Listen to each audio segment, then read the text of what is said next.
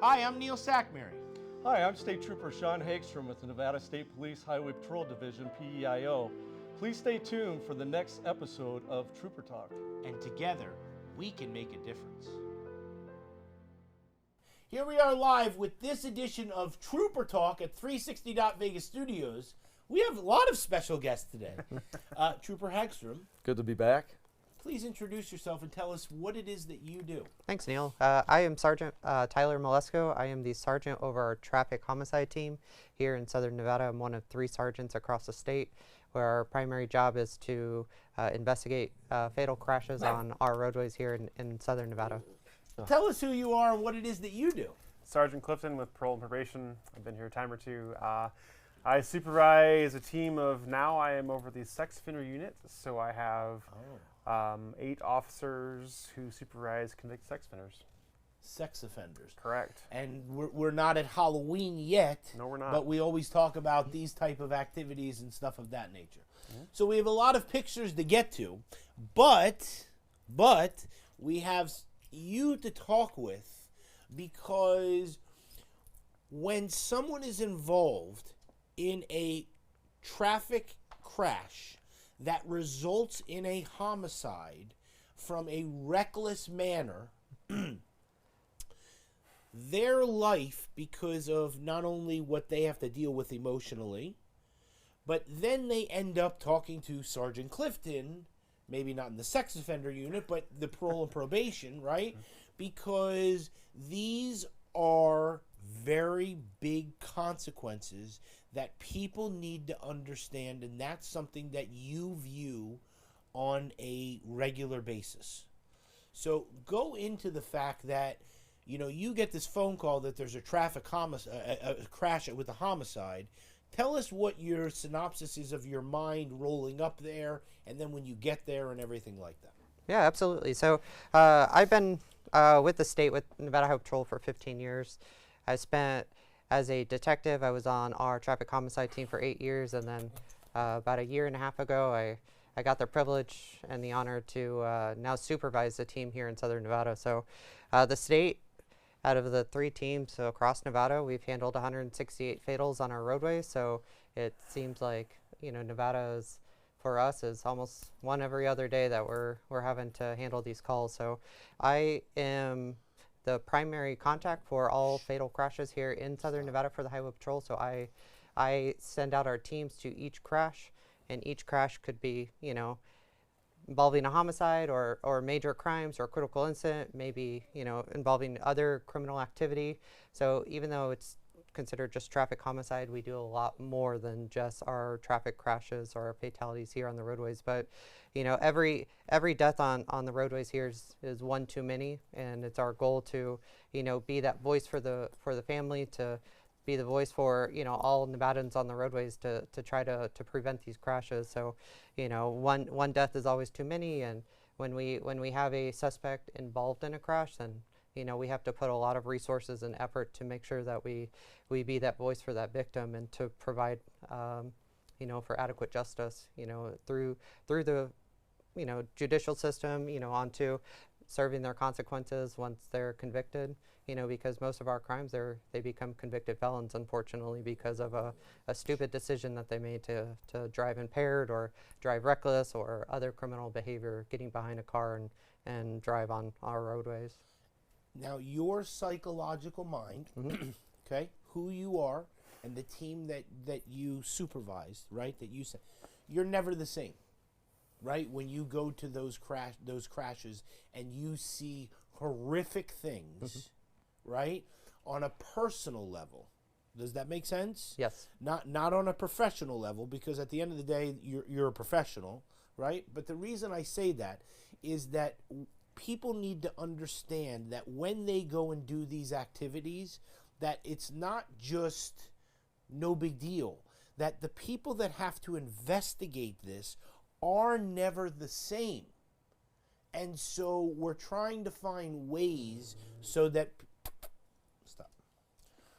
we're trying to find ways to connect with people on many different ways so that they stop doing activities to result in these type of things. And that's why I ask about you and your team. Like, talk to us about how you have to mentally prepare in your team for when it is that you see these type of things. Yeah, no, every detective, every sergeant who's been on our team, we have a very strict process that we go through.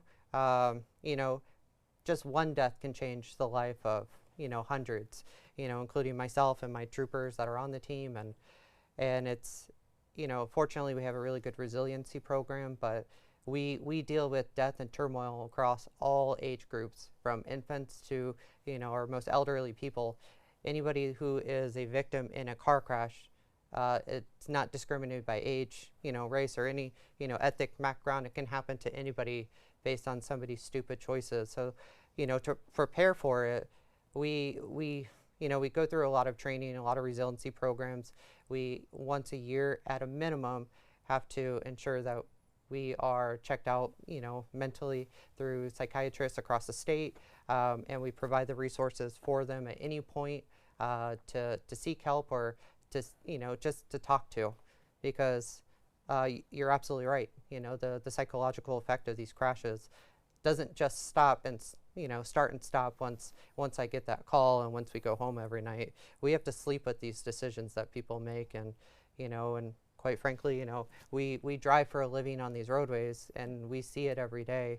We, you know, are paranoid driving around, you know, everybody else on the roadway. So it takes a strong human being and a strong detective to be on the team. Sergeant Clifton, I mean, you know, this is what we're trying to get to, right? Yeah. Let somebody watch Trooper talk right now and see him and go, man, like, he's telling the truth. Yeah. And this is not the person that I want to hurt. This is not the team that I want to hurt. And so, although you do what you do now with the sex offenders, right? The parole and probation department is there because, unfortunately, people do bad things. And when they do, sometimes they need to come out and be on a supervised, the parole, or they get, as we've talked before, sort of a second chance. And so, okay, we're going to allow you to do the probation, but under these circumstances, right? Just like your laws of physics, you know, for every action, there's a reaction, right? That's the same thing with criminal justice. If there's an action, there's going to be a reaction, right? It's not always equal, because we're not going to put you in a car and, you know, kill you. That's not how we do justice in this country. But the fact of the matter is, if you make a bad decision, there's consequences, right? And just like Sergeant Malesko was saying, right, he has to see all that stuff. The thing that's probably not talked about a lot is that, so on our civilian side with PNP, we have our PSI writers, right? I think you've had a PSI writer on before, where they're doing the pre-sentence investigation, and they are going through the entire DA's file. Now, the DA files for these investigations can be that thick, you know what I mean? And they contain all of the images, videos, statements, everything, right? So our civilian PSI writers also are equally as affected. They're not seeing it, they're not smelling it, right? It's not in the flesh, but they're having to look at these images and videos and body camera footage from the scene to summarize the event, to see what happened, right? And the same thing with our justice system, right? Our DAs and our PDs and our judges even too, they're seeing this as well, right? So it's not only you're affecting Sergeant Malesko and his team, you're affecting the whole system, right? And when it finally gets to me as the officer, right, or me as the sergeant in this case, I look at that PSI and I read the summary, and then in the file, guess what? There's all the reports. Sometimes there's pictures as well. You start talking about sex offenders, I read those reports too, and I'm like, wow, I read one yesterday where it was a man who was molesting his 14-year-old second cousin. I'm like, wow, okay. You know, and I'm reading the details, and I'm like, this is interesting, right? And unfortunately, I don't have to see it. I'm just reading it, right? But it sticks in your head, like, this is terrible. Terrible. You know, we have all sorts of interesting cases, but mental health, and I'm glad to hear. I actually didn't know that they got yearly psych evals, which is really great. Like, that should honestly be more prevalent, perhaps, in law enforcement, right? Because you do see things, right? Hagstrom and I were talking in his office a month ago or so, and he was telling me about this crash he had when he was a trooper at Moapa. I think you said, I didn't know the human body could have so much blood in it. I think that's what you said, and I was like, ooh, just trying to visualize in the head, right? And he saw that. Right. Poof, right? He had to be there. He had to literally get his boots dirty, right? Like, that's tough. And you never recover. I mean, No, you can never unsee it. psychologically you push forward. You know what I'm saying? But you never. You never unsee it. You never. That smell will come back to you, right? Like, and these guys have seen way more like death than I have, right? With P&P, we don't deal with that aspect of it, right? But I go into the houses of these people, right? I smell the smells in their houses. I see hoarders and dead animals and just absolute disgusting situations where you have kids living there, right? And it's like, I got to call CPS now and get your kids taken away because you can't take care of them, clearly, right? I remember a house, this was years ago, I went into, and he said to follow the pizza boxes, and I was like, what? And the house was so disgusting that he laid out pizza boxes as the path in the house, right? Right? Because everything else was just trash. And there was, the toilet was clogged, so they had a bucket instead. It sticks with you. You can't make that stuff up. You can't make it up, right? And unfortunately, this is how people are living. Yes. And so this is something that you have to see, right? I mean, Trooper Hagstrom, smell, right? Like, we don't ever talk about the smell, right? But, like, the smell of, we've all taken some form of plastic or smelled some form of a plastic, you know what I mean, that you lit on fire or something like that, right? You think about that, and it's like, this is the thing that never gets away. Just like he said, the blood, Absolutely. or the right. And some of the smells, like I won't go into some of the things because we have the public watching, and a lot of times cops will just talk amongst cops because they understand. Because we've been there. Yeah. The public will never understand because they've never been there or see it. But I got like 100 horror stories I could tell, but there's certain things that you never forget: burning flesh, burning blood, screams of people that you can't save, or working on people at the scenes to try to revive them, bring them back to life that don't come back to life. Or I've had so many people, I'm the last person they see before they die. You know what I mean? So there's a lot of things that go on, but I won't get into it in detail because some of it's so, what do you want to say, horrible that it wouldn't be for the public to listen to. You know what I mean? And just to go back with the traffic homicide unit here, we were just on a fatality just 2 days ago with Sarge, and I wanted to tell the public and remind them because we've had a fatal from this, but we've had 2 people that I know of within the past week trying to cross the interstate at 15 and Sahara. We had one not even a week before, we had troopers stop out they were standing on the center median, and no person, I'm going to tell the public right now, can cross an interstate. You know what I mean? It's illegal to cross the interstate. And 2 days ago, we had a pedestrian trying to cross the interstate and got hit by a car. And when it comes to a car going 65, 70 miles per hour, and it's you, there's not much that you're not going to survive that. Let's just put it that way. So I just want the public to know that, never cross the interstates. I mean, how many pedestrian fatalities that we had last year, Neil? Yeah. It was like 112 or something. It's ridiculous across the state. And it's unacceptable. I mean, and I always tell people, even when we're coming up to these intersections anymore, start slowing down when there's family, especially like Las Vegas Strip. You don't know when somebody's going to misstep or walk. They're looking around. They're not paying attention. But you driving the car should also pay attention and start slowing down in heavy pedestrian traffic areas. There's kids, there's parents. No difference with school zones and everything else. Yeah. So I just want to remind people that, hey, when you get in certain areas, start slowing down. But there's no excuse on the interstate. I mean, these cars, they're in the right of way. I mean, there's no way for pedestrians. I mean, and you're not going to survive it. Let's just put it that way. There's not many I've seen that get struck by a vehicle at those kind of speeds that ever recover. It's going to be a fatal every time. So we just don't want people getting on the interstates. And I wanted to bring that up because I was out there with him Right. on a fatal just 2 days ago, So early let- in the morning. So let me ask you. So is a bicycle, a pedal bicycle, allowed on the freeway? No. Okay. You're all shaking your head. That's, you know what I mean? So is a skateboard, is a person allowed to ride a skateboard on the freeway? No freeways or highways. No Not- freeways, Not, no not highway. accepted, any of those. Not even a person.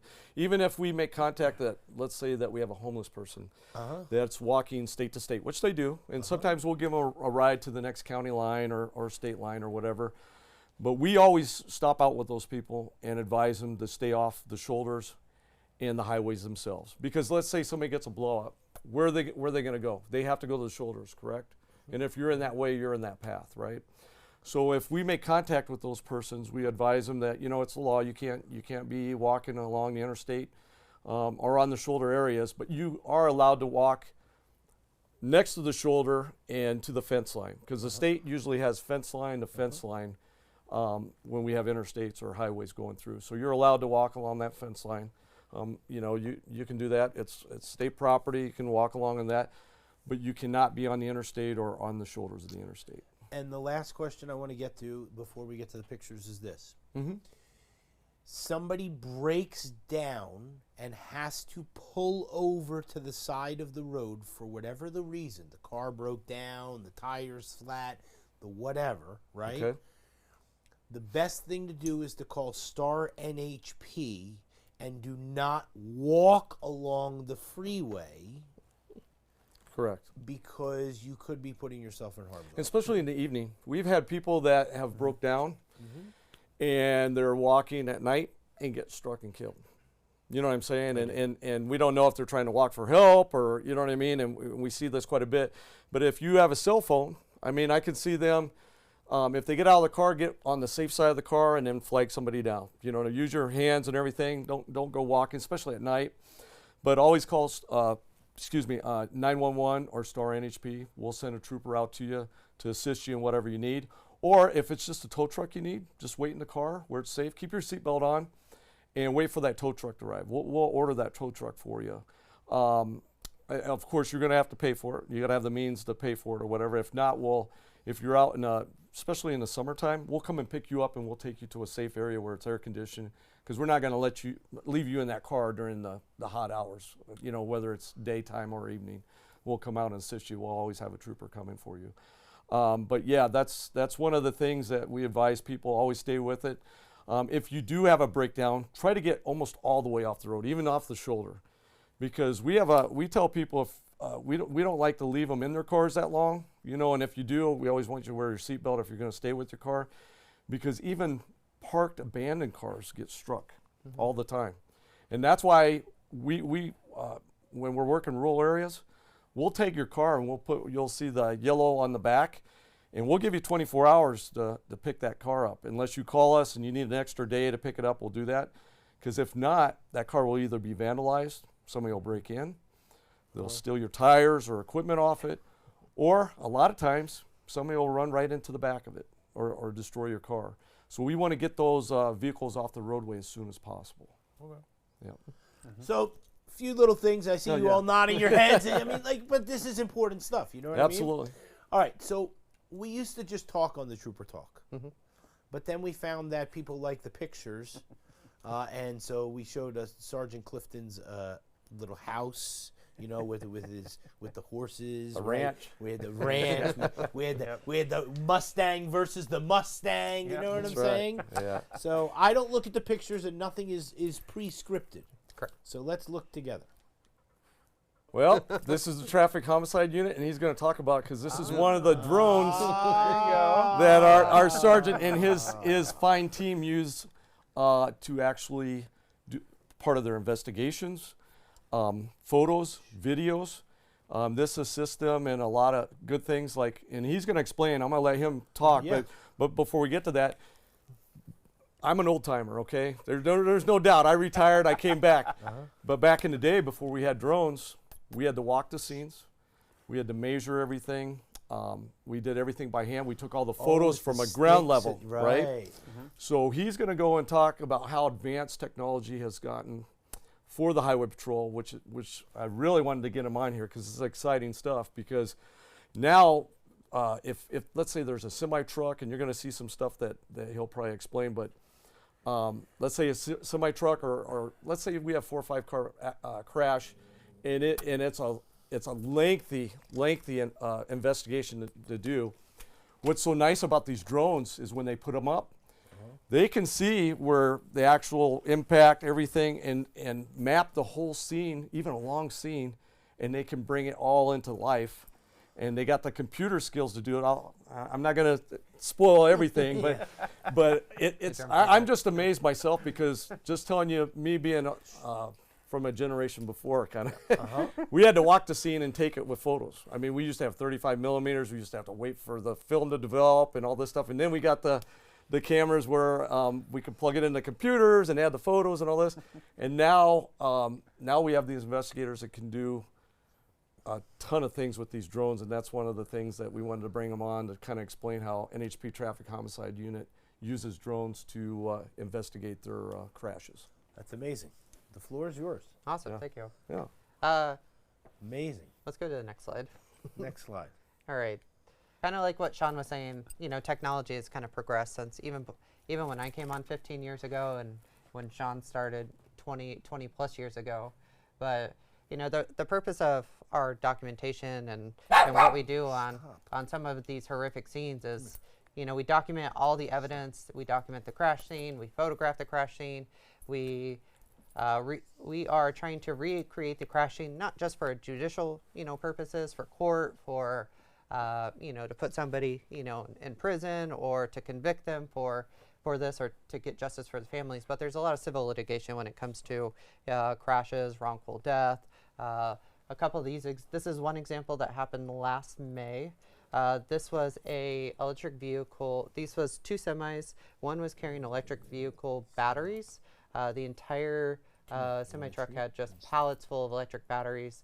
And unfortunately, a distracted semi-truck driver went into the opposite lane and sideswiped, this precious cargo, which caused it to get on fire. And, the bottom 2 pictures right here are from, a trooper's point of view, standing, 5 foot, 6 foot, there on scene.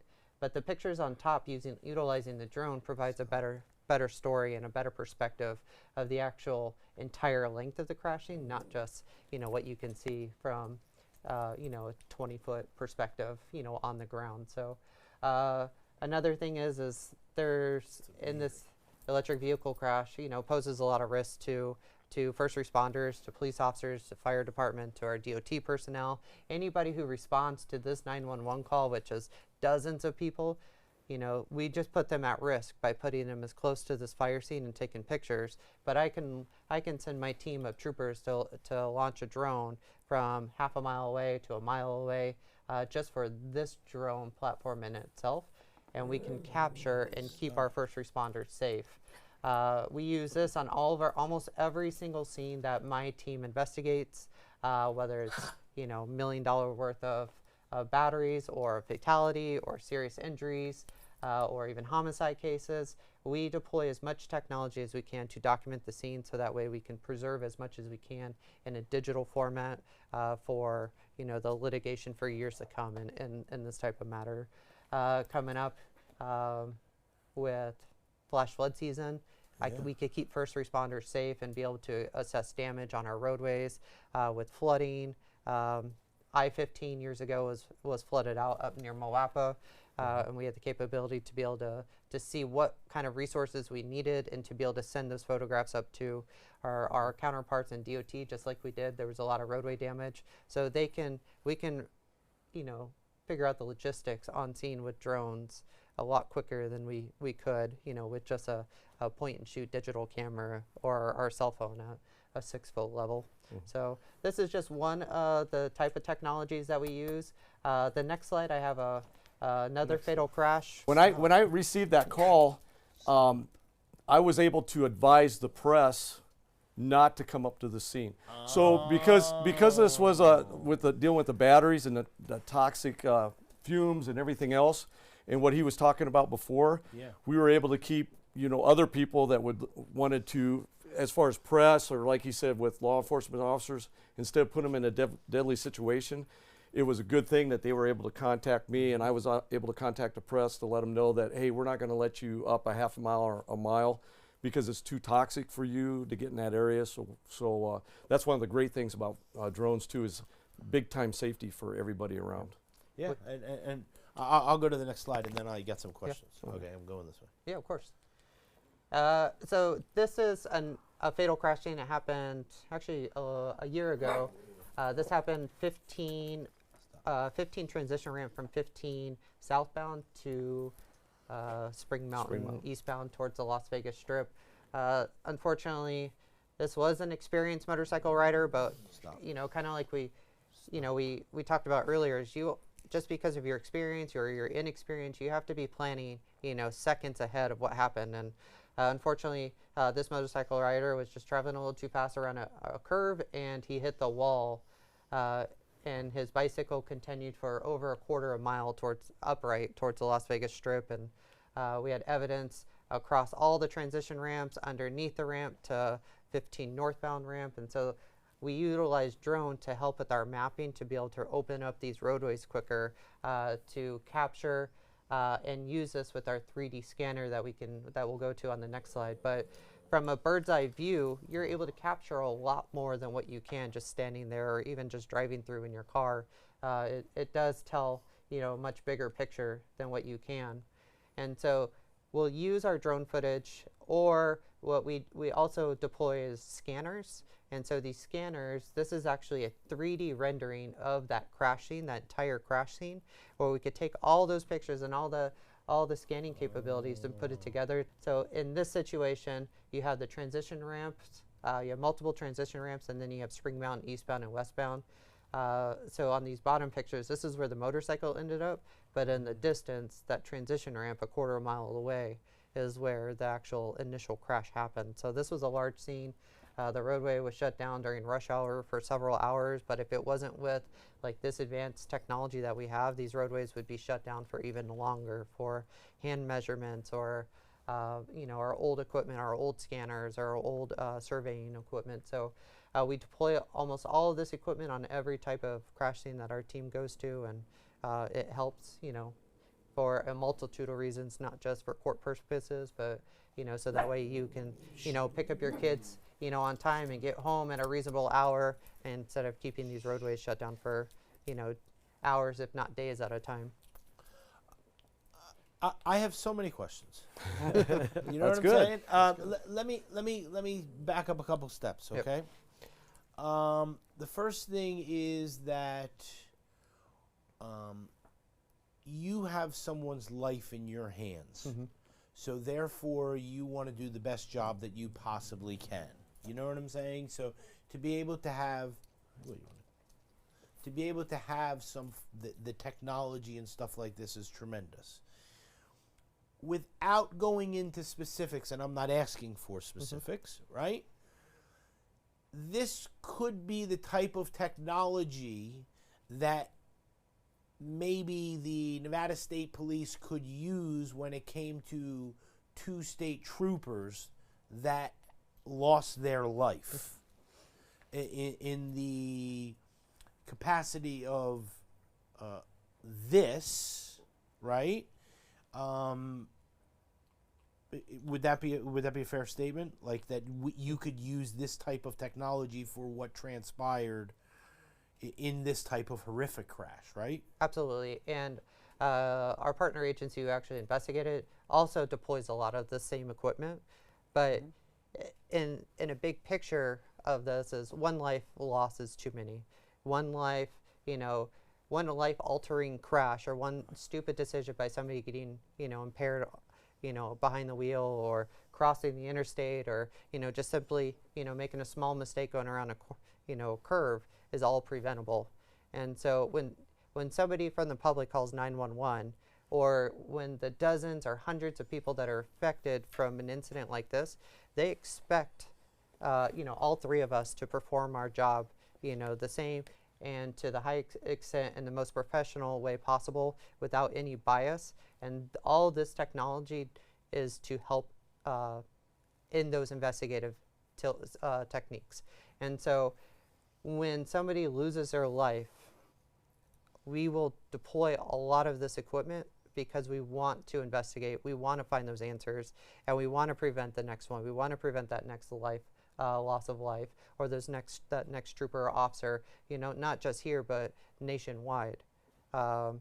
This data, all of this data goes into, a central repository with our federal partners, with DOT, with car manufacturers, with Office of Traffic Safety, with the Highway Traffic Safety Administration.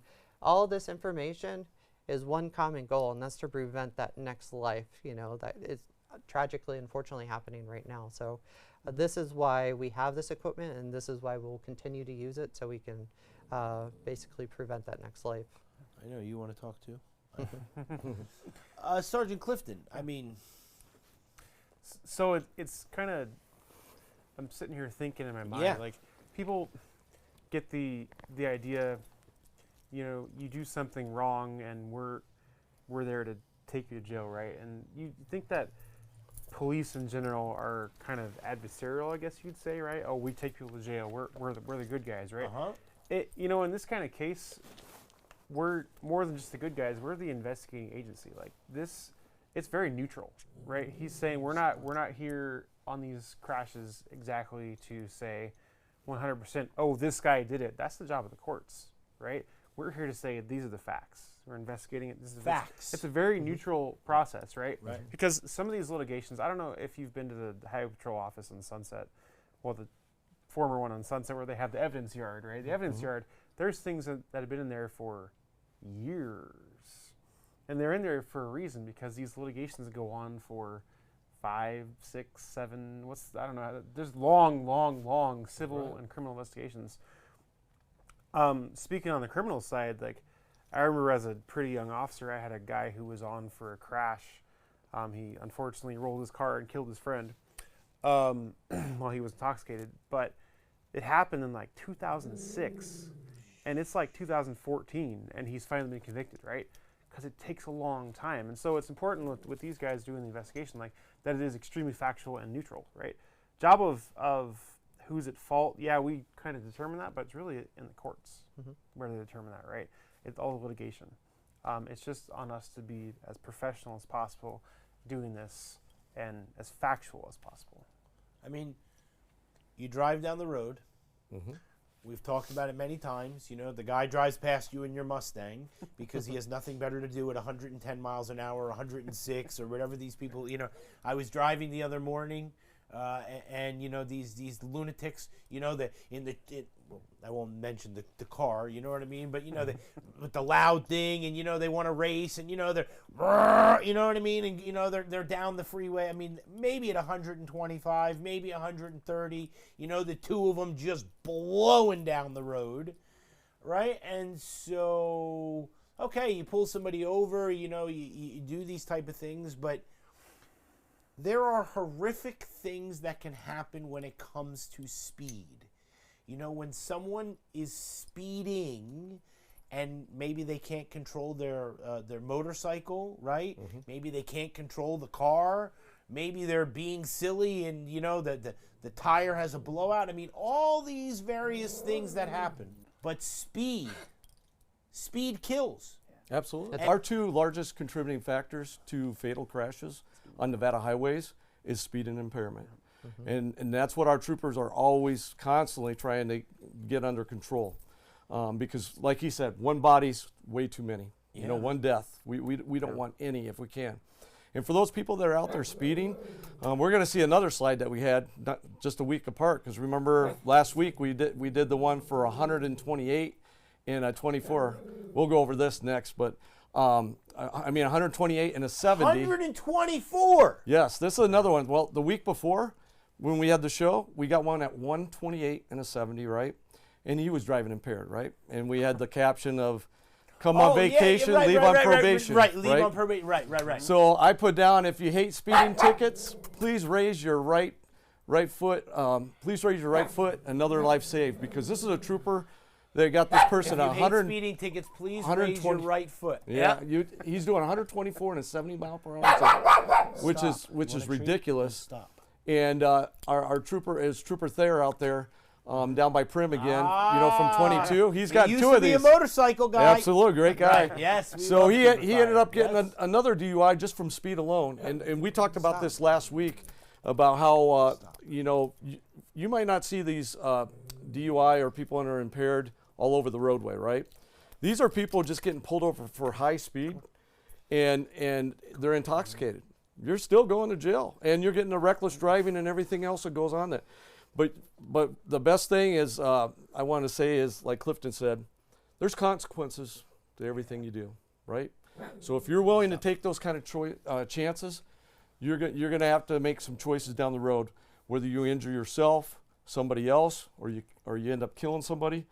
There's always going to be consequences, and you're going to have to go through the courts, and you could lose everything that you have. Everything that you built up in your life could be gone tomorrow because you made the wrong choices, and with those wrong choices come consequences. And let me say this, that at 124 miles an hour, okay, and you gentlemen all know, because you've all done, the EVOC courses for the driving and all that type of stuff. You've been trained, right? This does not look like, and I'm not basing anything upon any financial area. Does that make sense?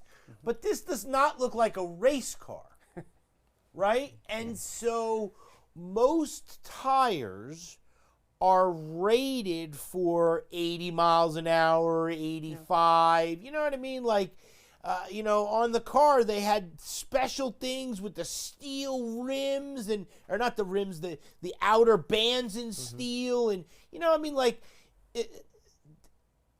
not that it's any excuse for one car versus another, but the difference is that most cars are not rated to go that fast anyway, even if the car can go that fast, right? So you keep shaking your head, but right? I mean, like, we're not being disrespectful to the person, like, for what they're driving, but that car is not rated to go 124 miles an hour. No, that looks like a small, I would call it a mom SUV, right? Yeah, something like this, right? Mm-hmm. And,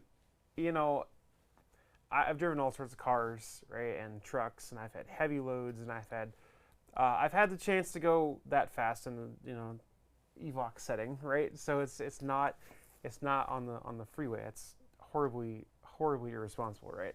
But yeah, once you're going that fast, your car lifts up, you lose steering control, right? Your tires could easily blow out, and then if you had a blowout at 124 miles an hour, I think you're going to be seeing Sergeant Malesko here. That would be bad. Yeah. So let's say you blow a tire and you roll to the right. If you're going 124, you're probably going to hit another car. You could kill them, right? Or someone's going to hit you, right? You might hit a wall. You can go over the wall. Think of all the things that could happen at that speed, right? And your little mom SUV is not rated for a 10-time rollover. Okay, so this is and think if you have your kids in the car too, right? Like, that could be extremely bad. If that's Prim, they're probably going to or coming from California, and they want to get here for the weekend. Or They're going northbound. Northbound. Coming into Vegas. And another person coming into Las Vegas from another state. I know you're and being impaired before they even get into the state. You know what I'm saying? That's a problem. Last week from that person. That's two in less than a week and a half. So if you're coming in from California or these other states, you need to be cognizant of the speeds here. Yeah, and I was going to add on, because before you got to Chris there, you don't have to be impaired. And the biggest thing that he hit, and I was going to explain too, is if you have a blowout at 124. Right. Where are you going? Can you handle that vehicle? And remember when I told you in the past that when I pull over some of these younger people, even older people that are driving 90 plus 100 miles an hour, when I was working the interstate all the time, and I'd ask them, do you think you could handle this car in a complete blowout? And I'd say 99% of them said no. You know what I mean? There's a very rare that somebody would say that they could actually handle this car. So that just tells you at 124, and you don't have to be impaired just to get a blowout. you're looking at possible can't death even or killing possibly somebody imagine. else. Yeah. 124 miles an hour. Think Now, of I'm what not gonna- happens- Think of what happens like NASCAR races, right? When these guys crash, they're doing like 180, right? But those cars flip over, they Yeah. spin out of control, like, and those cars are designed for that speed. Design. They have the big tires. Yeah. They don't have treads. You know what I mean? Roll bar, crash bar. Yeah, they're designed for that. This car is not designed for that, and you will blow out 124. You're in serious trouble. Serious trouble. And Yes. when it comes to the traffic homicide unit, right? Like, thank goodness we have the troopers out there that are patrolling the roads to try to help prevent these type of things, because you want to just sit at your office all day and do nothing. You know what I'm saying? But That'd be this nice. this is not the world we live in. No. And so this is why we have to keep showing the fact that this person was at 124.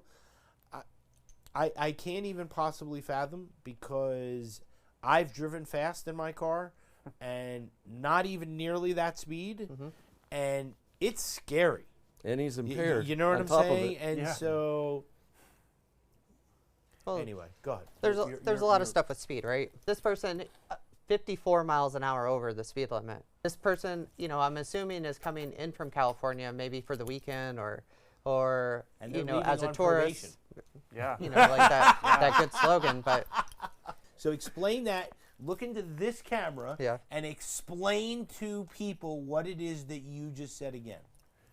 the whole thing. No. Oh, okay. Just, Yeah. About just the the 6 fact years of and that yeah. at 54 miles an hour. Yeah. So we take traffic safety here in Nevada very seriously. We have a very good legislative body, and a few years ago, they added increased penalties for reckless driving, that if you decide to drive like an idiot and put the lives of other people at risk, 54 miles an hour over is one prime example, you will be cited, you will be towed, and possibly arrested. We do have the ability to tow your car just for a simple traffic stop on a reckless driving, but if you so cause a crash and you injure somebody in a crash and you were driving recklessly, it is a minimum 6-year sentence that cannot be reduced, cannot be given probation, and think of the repercussions on top of that 6 year. You just threw your life away just so you can get in, to your destination quicker. And maybe impaired. Like, you know what I mean? Oh, Right, absolutely. on top of all of these on top things. of that. Sergeant Clifton, now you chime in, and then we'll get Then we'll to go to the Stu next Rupert, slide. and Yeah. then we'll get to the next slide. Yeah. In this case, 54 miles an hour and over, you're going to jail for reckless driving. Jail is criminal, right? It just is. Let's say you have 2 kids in the car, doing 124 miles an hour. Then what are you charged with? Reckless endangerment. Reckless Yeah. child Child abuse, neglect, endangerment. or endangerment, Yeah. which can be a gross misdemeanor or a felony. So all of a sudden, your reckless driving is now reckless driving felony, child abuse felony times 2, because of 2 kids, you just got 3 felonies. And maybe they take the kids, right? They absolutely can take the kids. If there's another adult in the car who's not Oh, they could- impaired, uh-huh. they could probably stay with them. But if you're by yourself, your kids are going to CPS, right? Or in the custody of the state for however long it takes to find a guardian. That's traumatic, Traumatic. right? I hate going somewhere and having to be like, yeah, we've got to call CPS. It's terrible because you don't want to see kids leaving their house, or in this case, their car, in tears because their parent is in the back of a patrol car, right? Like, it's terrible to see. Like, just as like you go to a fatal crash, like it affects you too. You see some crying kid being put into the back of a Clark County CPS car, right? Like, that gets to you, you know? And Kind there of what we talked about earlier, right? yes, Like- there's serious consequences for your actions, even if you don't have criminal intent. Like, this guy probably didn't set out to rob the 7-Eleven, right? But it's still a criminal offense. And the DUI, forget about the DUI part, right? 54 over? Are you guys taking him in jail for that? Absolutely. Absolutely. Towing your car. There you go. Towing the Yeah. car. Towing the car. I don't know how much a tow bill costs, plus to get it out of the impound. Yep. I mean, you're talking thousands of dollars at this point, right? Plus the criminal citation. Now, I know I always laugh. See, this I'll tell you something that I always ask, because I always say, I say, how is jail? And they look at me and they go, I have no idea. I've never been in there. You know what I mean? But Person gets arrested. Okay. They have to now sit in the back of a patrol car. And again, I bite my fingernails. So, like, it would make me lunaticish, like nobody's business if I ever had handcuffs on, because I would feel these pieces of skin that I couldn't touch. It would psychologically, like, throw me over the edge. You know what I'm saying? Like, you know, most people, they, you know, not most, but some people might be like, okay, it's no big deal or whatever. Like, but I know for me, it would, like, totally throw me over the edge, right? But a person that this happens to, that has to be arrested, right? So they're in handcuffs, they're in the back of a patrol car, while the trooper has his hands free because he's a trooper and he's, you know, working the radio and doing all these things, right? Maybe having a conversation with you, maybe not. Does that make sense? Like, depending on if you're a nice person or if you're just not a nice person. But at the end of the day, the person is still in the back of a patrol car, which is not comfortable, in handcuffs, not comfortable, watching their car get put on a truck and taken away. But here's the thing. Like, yes, I need a tow truck to come out and assist me to get a car off of the freeway because whatever your codes are, right? Because I just got somebody they're arrested, right? This is not, like, the tow truck is not right behind you, no. Right? Like, you know, you might have to wait there, and all these things are happening, and then that's before the person gets to the jail, right? And then they get to the jail, and then they decide to be a hero, and then they want to mouth off to people, and then they get thrown in a cell, and then they come back in 12 hours, and they go, are you ready to talk now? And they go, oh, no, I'm not. And they go, okay, well, you can sit there for another month. You know what I mean? And there are dire consequences that people need to understand, that when they're doing these things, that maybe this person got off easy, right? Because he didn't kill somebody. He luckily only got arrested or whatever for these type of activities. You know what I mean? And if you're out of state, you don't know anybody, and you get out of jail, you gotta get your vehicle. There went your vacation, all this other stuff. We don't know if this person's from Nevada coming back, and I heard, or whatever. But yeah, that ruins everything. I'm just gonna interrupt very quickly because I heard the fact that when it comes to the impound, because I had a tow guy come into the store, right? It's not easy to get the car out of impound. Like, even if you own the car, right? Because you have to have valid registration. Yep. Insurance. Right? You have to have valid insurance that you can show the tow company, and they have thicker bulletproof glass than I do, right? Because the jerk-off that decides to punch the bulletproof glass, the only thing that's happening to him is he's breaking his hand. You know what I mean? But they're behind the bulletproof glass, and they go, sir, what's your ticket? What number? Oh, yes. Because that's what he said to me. He said, I work behind the thing. And he said, people come in all the time, and they're nasty. And we just go, you know what? You can just leave. Right? You know, thank you very much. Come back another day. And, oh, by the way, you need to have this information because most people don't carry their registration. So maybe the registration is in their home in California that they have to now get that. I mean. And that's and just to let the public know, you have to have your registration in your vehicle at all times. You have to have that insurance. And, you know, even though you might not have that copy of insurance, you at least pull it up on your phone. If you show a trooper that your insurance is valid, we'll accept that. You know what I mean? I tell even trucking companies, if we deal with them, you know, they have mass amount of trucks. I always tell them, hey, if they have to keep the regular registration on file, make a photocopy of it.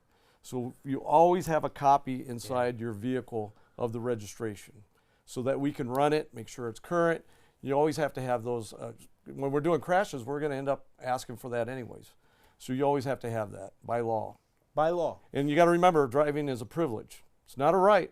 When you sign for that driver's license, you're supposed to be abiding by the laws and everything else. So if you forgot, maybe you need to get a handbook and start reading what it's all about again. 100%. You know. All right, let's go back up one screen because this is the. This is a safety thing that we do. This is the, we're going to call these the Hagstrom, Hagstrom Clinic, right, Johnny? Right? Is that good? Yeah. So every week, go ahead, tell us what your Yeah, every synopsis week is. I want the public to know, and we did this a couple weeks ago, and like I said, Yeah. there's certain things that we're gonna kind of hit more this year, and like wearing your seatbelts. But one of the biggest ones for us is the move over law. If you see emergency lights up ahead, and you're able to get in the next lanes, start doing so ahead of time. And it doesn't matter if it's a tow truck with yellow lights, or we have the FSP, the Freeway Service Patrol. A lot of people see them in the valley assisting people. Or let me see here, any emergency vehicles like fire or whatever. If you even our NDOT workers, I want to add them in too, because a lot of NDOT workers will have some lights on their vehicles too. Start moving over to the left if you can. If you can't, because the traffic starts slowing down before you even get there. And I'm talking really slow down like it's a construction area, because people may be actively working, getting in and out of their cars. A trooper might be in front of his car, running somebody through a DUI thing in front of their cameras. So we don't want you hitting the back of their cars, taking out a trooper and a person they may have stopped. So anytime that you can get over to move over, that's the best way, and it's the law too. Here's the law that we put it up here. It's 484B 607. So if you want to look that up, go ahead. It'll tell you what you're supposed to do if you see emergency lights ahead, and either whether it's medical, troopers. We even tell people. I always tell people if you see somebody changing a tire up ahead, always try to get in the left lane and try to move off.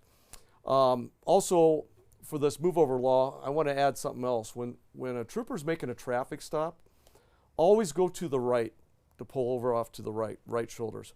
Our left shoulders, some of our left shoulders in the Vegas Valley will accommodate a traffic stop, but by law, you're supposed to move to the right, because that's where our shoulders are always going to be, and that's where we conduct a lot of our business. So if you're going to get stopped by any officer of the law, make sure that you're always moving to the right to get to park your car. When people are, those left-hand side shoulders that are very large are normally around those curves. Yep. And so you decide to pull over on the left-hand side, and somebody's blowing down the road at 90 miles an hour, even though they're speeding and they're not supposed to, and they come around that corner, and then they see a state trooper or a car pulled over or whatever type of thing is happening, and all of a sudden they jerk the wheel to the right, and then that's the end of the game. And so this is something that not only you, again, speaking in generalized terms, right, that you're able to see, but that you're able to see with the drones and all these type of things. So you're able to recreate. So when somebody, if it's not a traffic homicide, like you said, and something happens or whatever, and you get up to the scene, right? Then somebody goes, no, that's not the way it happened. You know what I mean? I was driving down this way. No, you can say, okay, well, listen, my team we're going to get the drone up. We're going to figure out exactly what happened. You know what I'm saying? The sucky part about it is the freeway is going to close, or this lane or whatever. Yeah. But at the end of the day, you're there to conduct your business.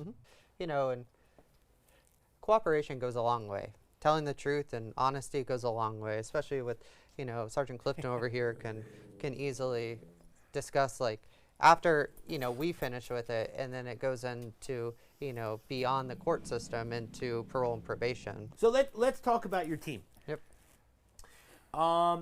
You've been with Nevada State Police for 15 years. Yes. Okay. So talk to me about the fact that when you lose a brother or brothers, how does that affect you with what you do on a professional basis, right? And then how does that sort of affect what you do on a professional basis, but yet it's on a personal basis? Talk to us about that. Well, I think everybody works with coworkers, or colleagues, just the same way, and they interact and they become friends, they become families, and you have your work relationship and then you have your personal relationship, so, the most recently with Sergeant Abate and Trooper Felix, I knew both of them. I've worked with Sergeant Abate from after even from when he started, around the office, on the road.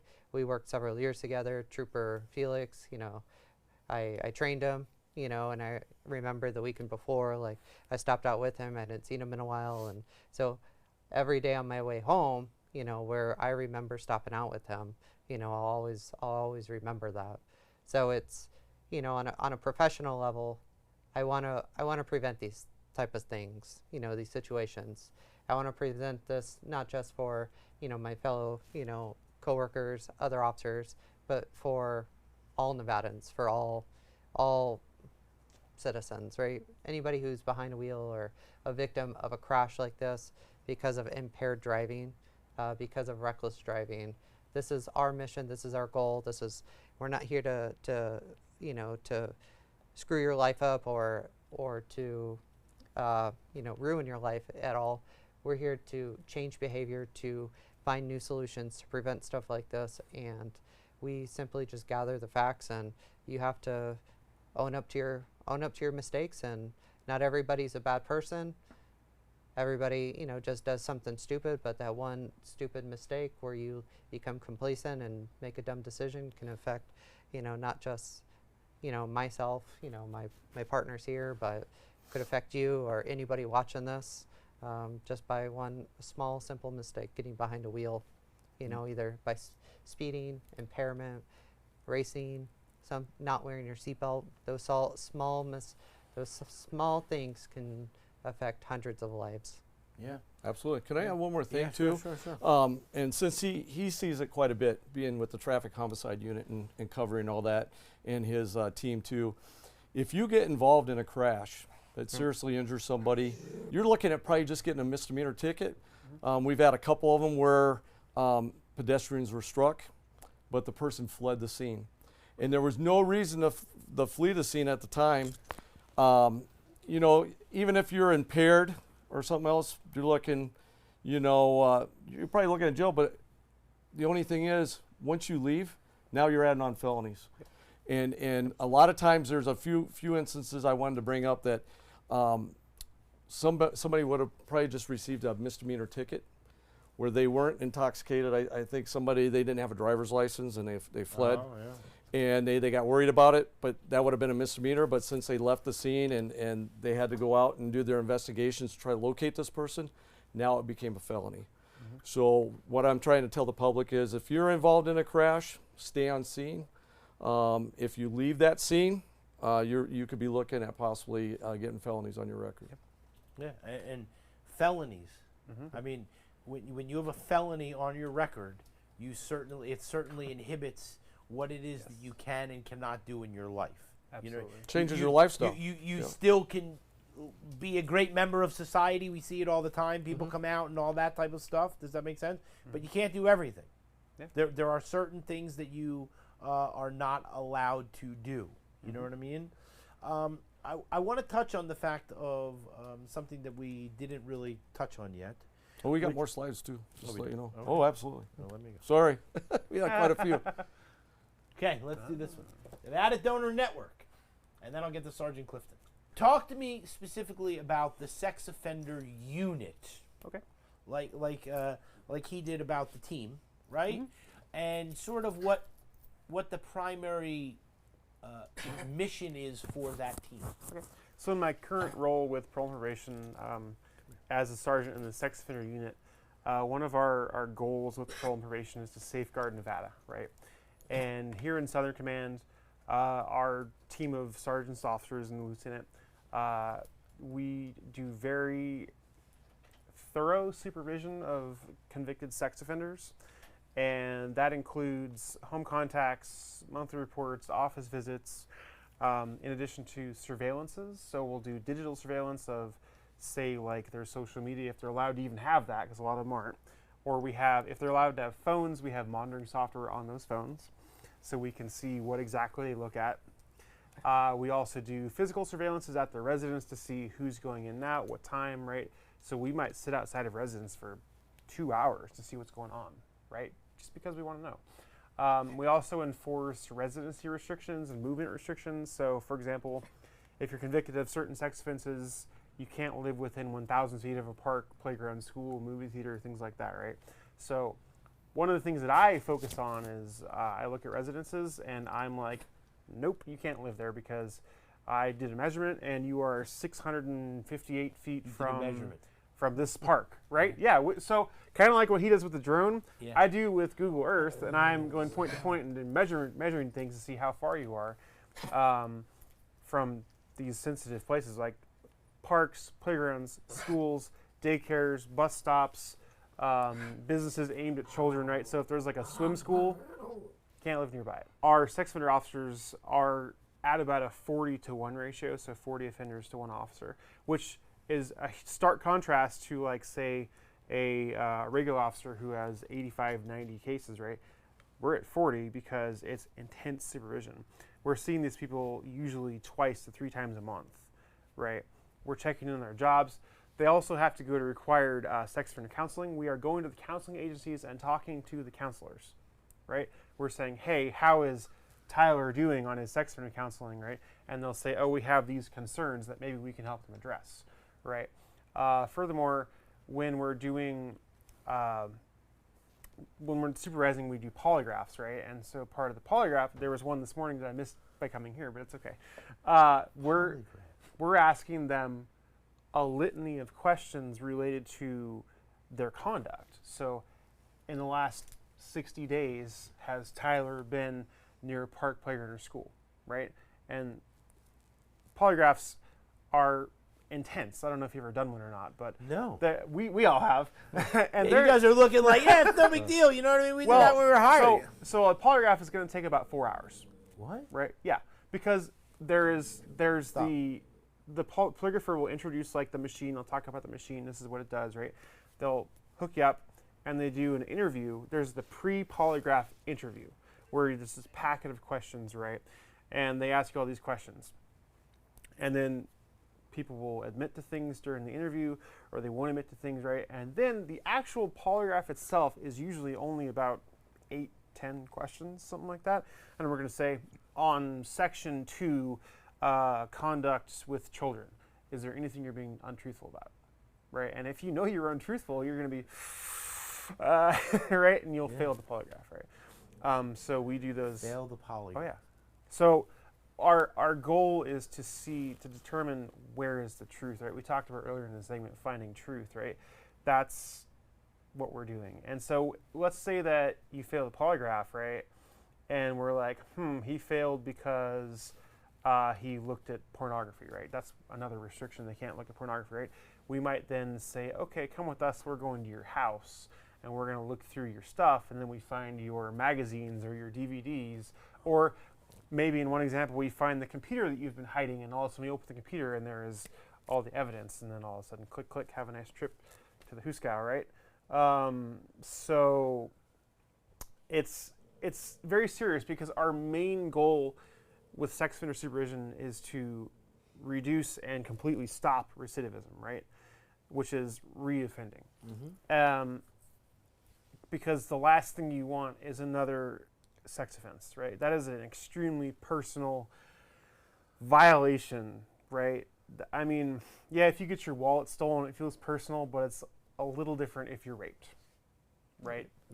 Massive difference, right? So that is our goal, is to find who the predators are and stop that from ever happening again, right? And we do that through, like I said, a number of means, right? It's much more intense supervision than you're going to get if you're just a common thief, right? Because we take it very seriously. But you're out there. You know what I mean? And that's oh, what's yeah. important. You know Our officers, so the sex offender officers average probably double the amount of home contacts that a normal officer does. Mostly because we require them to. Good. But but they're out there, probably at least half of their month is out there going to people's houses, going to these agencies, going to employers, right? Another thing we do, we talked earlier about felonies, right? When we go to employers and we say, hey, did you know that Tyler here is a sex offender, right? We do, it's called a duty to warn. We do that at the business, right? And some of these businesses will find out, oh, that's not the name he used, right? They're lying about their name, they're lying about their convictions, right? Because some businesses don't even do background checks. But let's say you got a job at a restaurant, right, as a server, but all of a sudden that, we find out, oh wait, this is a place that kids go to all the time. You told us it was a bar, and all of a sudden there's kids a lot here. What do you mean? You can't work there. Right? So people lie on the application. Last week, Neil, I was dealing with my officers, and it was actually the polygraph that I missed this morning. We found out the offender had been lying to this halfway house that he was living at using a fake name. And we really didn't know that because the management of the halfway house isn't there. They're a company somewhere, and this guy's submitting information to the company. We're just saying, hey, we told all the residents, like, this guy's a sex offender, right? Yeah, it's fine. They don't care. They're all criminals too, living at the halfway house, right? But once the management found out, they told us, like, hey, this guy's using a fake name, which is another thing sex offenders can't do. They can't use false or fictitious names, which is why we initiated the polygraph to see what else has been going on, right?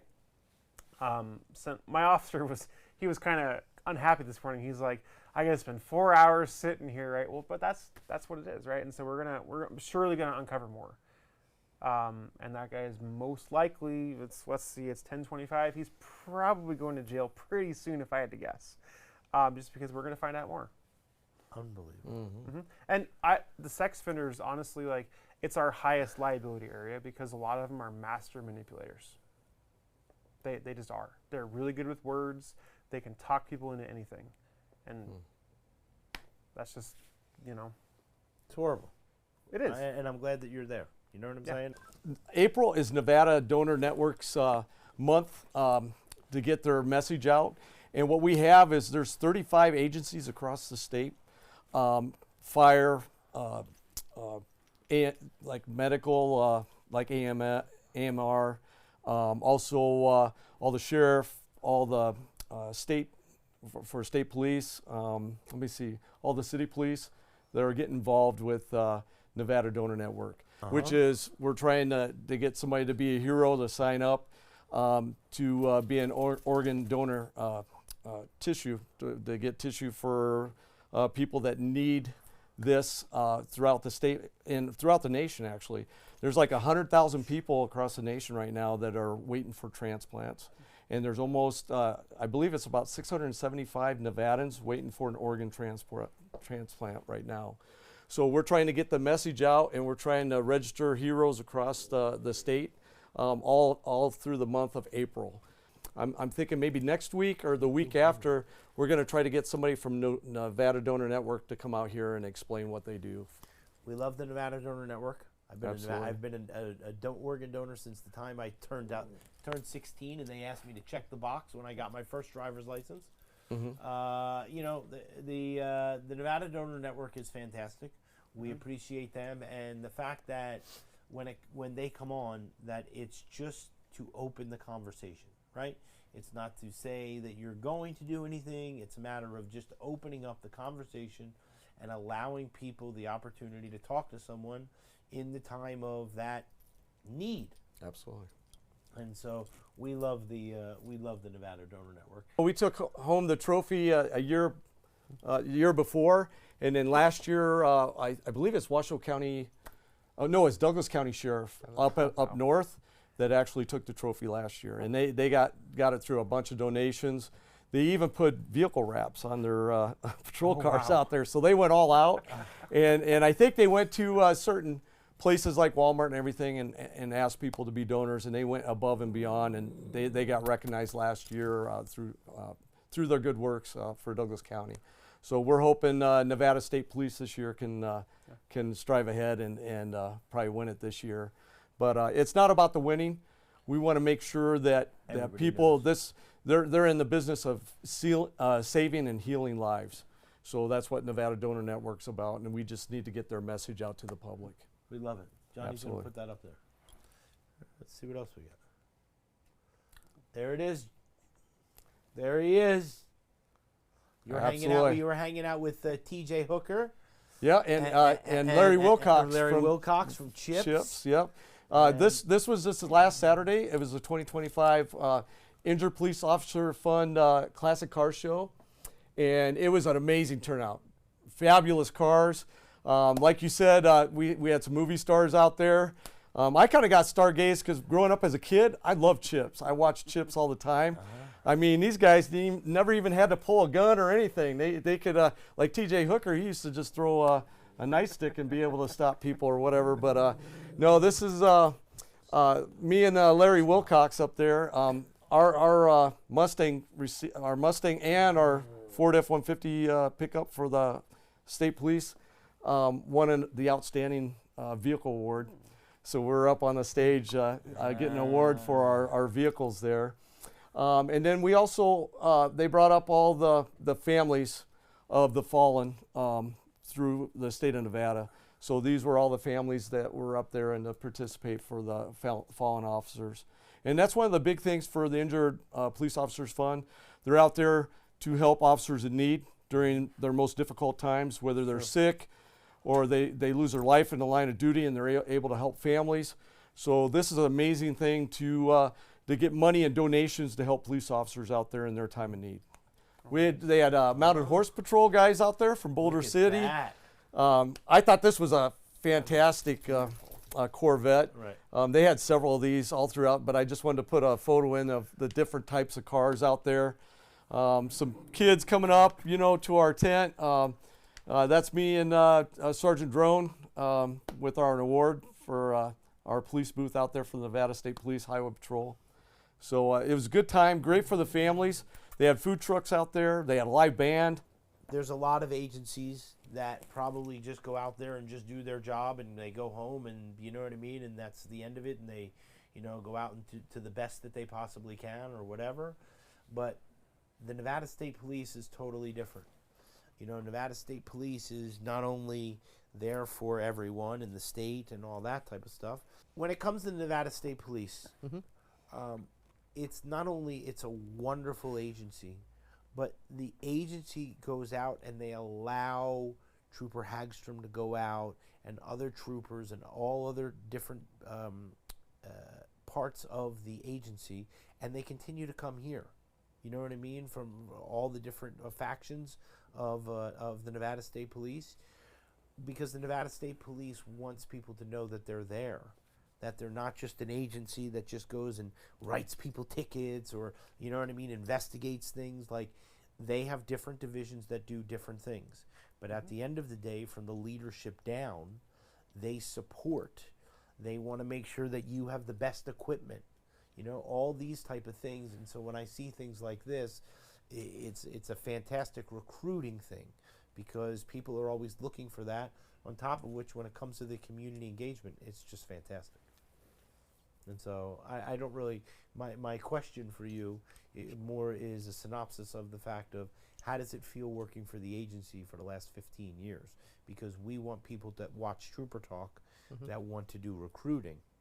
And so seeing someone work for the agency for the last 15 years that says, this is what I do and all that is very important.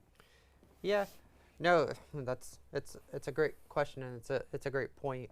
Especially in today's world, I think times are changing. I think our generations have gone through a lot more at an accelerated rate. So a lot of people don't have a perplexity to serve anymore in public service. There's a lot of other career fields that are out there that are more appealing, pay and benefits.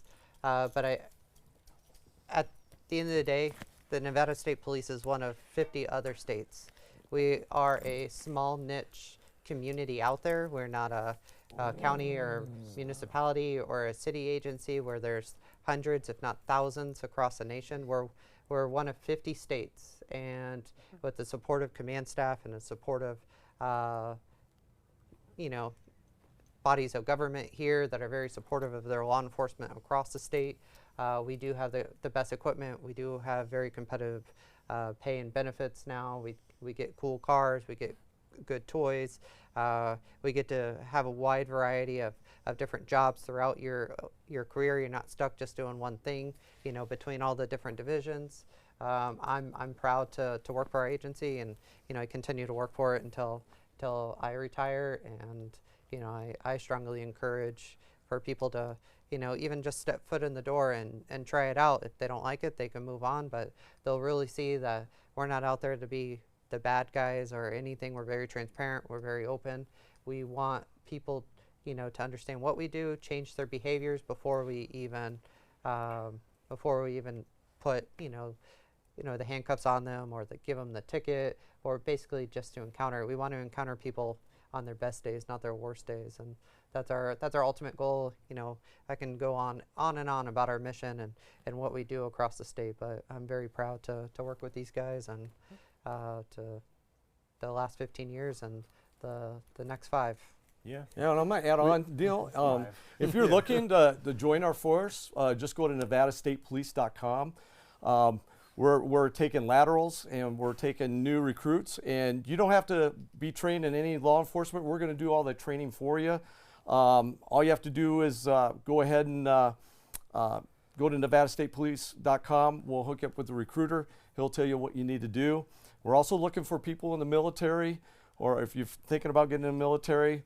Other than laterals, we're going across the nation trying to find the best of the best for the Nevada State Police, because we feel here in the state of Nevada we are the best, and it takes a special type of person to do this job. One other thing that I want to add too is we're going to be at the Aviation Nation Air Show at Nellis. So we're gonna have recruiters out there, and we're gonna have people out there speaking to people. Right. So don't be a stranger. And if you always wanted to be in law enforcement but didn't want to wear a badge or a gun and just wanted to be a part of it, we're always hiring civilians too. So NHP Dispatch is currently hiring, and also administrative positions, just like the PSAs. Is that what they call them? The PSI. There's a lot of different positions in the civilian world for us too. So we just want everybody to check it out. If you unsure, you can always do a ride-along with us to kind of see what it's like. We'll take you on a ride-along to see if this is something that works out for you. And we'll also do sit-downs with people who we're looking at maybe possibly doing dispatch or some administrative position. And then I believe, can they do a ride-along with parole and probation at times or not? Oh, yeah. Okay. Parole and probation, you can also do a ride-along. So that's one of the great things about Nevada State Police. We actually try to get you in there to see if this is kind of a fit for you, and see if it might work out. And like he said, you can always try it out, work it out, and see if this is the kind of job for you in the future. And a lot of people, they end up staying because they love it, because we're a small knit family, and we take care of each other out here. We had a trooper Villanueva. Yeah. I always get it. Louis. Yeah. Louis, right? Yeah. But, and 2 weeks ago, we brought his mom on. I set that up for you. And Yeah, you did. He did set that up. That's right. Yeah. Right. Yeah. So, it's a family, and then it's a family. Mm-hmm. You know what I mean? And she did not want to carry a gun. But she wants to do the best that she can for the parole and probation department. Mm-hmm. And so there are tremendous jobs that are available for someone that wants to do this type of activity and be able to make a difference in somebody's life. Yeah. And so this is part of what the parole and probation, one of the things that the parole and probation department does, and not only is looking for, right? I would say this much too, is even speaking to current state employees. Okay, so Louis' mom, Rebecca, she worked for welfare for about 15 years. And then she transferred over to PMP, right? So she's a seasoned state employee. I think she's working on year 21 now, right? So in her current position, she's a specialist 3 in our low-risk unit. And what she does is she actually does the job of an officer, supervising the offenders. So she does monthly reporting. She goes to court. She's making phone calls, she's verifying employment, does all the functions of an officer minus the gun and badge field work side, right? So with that, she's able to make a positive impact on the community. She's able to make sure that people are doing what they're supposed to be doing, getting them in line. If they're not in line, she says, hey, officer, go out and arrest this guy, and click, click, you're on the way to jail, right? And she's making those decisions. She's making a change. in addition to that, she started with P&P as a PSI writer, which PSI is pre-sentence investigation. So what that is you're literally an investigator doing a background on someone, right? You're digging into their life, you're talking to their family, to the witnesses in the crime, victims of the crime, right? You're digging into all that. So you're making a positive impact on society in those positions, and we're hiring for those jobs, right? As a current state employee, you can transfer into that job. You can go from working from welfare or taxation or DMV, wherever you work as a state employee, lateral transfer over and make a positive change in your community on the You want a law job for side. recruiting? We never knew that. Very good. Yeah, we never knew Absolutely. that. Love I it. know. There's a lot of people that don't want to carry a gun, Yeah. but they want to work for the state. They want the pension. They want all these type of things. You know what I mean? They want a future and everything like that, and so it's really You important. want to do good for the community, Yeah. you know, as a whole. Yeah, You know, we all feel good actually about had we had someone who just graduated the academy. He came to us from Home Depot as a supply tech. He started with us as a supply tech, and he didn't have any intention of being a cop. He just wanted a job, right? And all of a sudden, he starts talking to us, gets to know us, and is like, "Hey, maybe I should, apply to be an officer." And so he did. He just graduated the academy. I saw him this morning in our office, Excellent. going through his specifics, right? So he's now, he went from just, I need a job, to now he has a career as someone who's going to make a difference in our community, right? And, good and- story. And this is Yeah. fantastic. You know, his neighbor talked to him about getting a job, Absolutely. right? You know what I mean? And so it's important. You never know where you're going to find somebody. You know what I mean? Absolutely. You know what this means, don't you? Time to go. Right. Oh, Right. Even Smithers says thank you. All right. So let's wrap up with a few things. Okay. The first thing is that we appreciate that you took the time to come here. Okay. Thank you, Neil. It not only means a lot for me, it means a lot to the viewership. It means a lot to the dog. It means a lot to you. But here's the thing, okay? One of the things that we do on the Trooper Talk that's really, really important, that Trooper Hagstrom is really trying to do, is that he's put his heart and soul literally into getting someone new to come on so that we can continue to analyze and show off the different things of the Nevada State Police. And so you coming here and showing the drones and all this type of stuff, not only it's really cool and people need to know that there's that technology out there, so don't play with the Nevada State Police. But the thing is that it's really important because you could be doing so many other things, and you took the time out of your day to come here, which we appreciate, and it just means so much. And so Well, thank you for the opportunity, and I work really close with Sean, so it's an honor to be here. all right, See you see you later. See you later. later.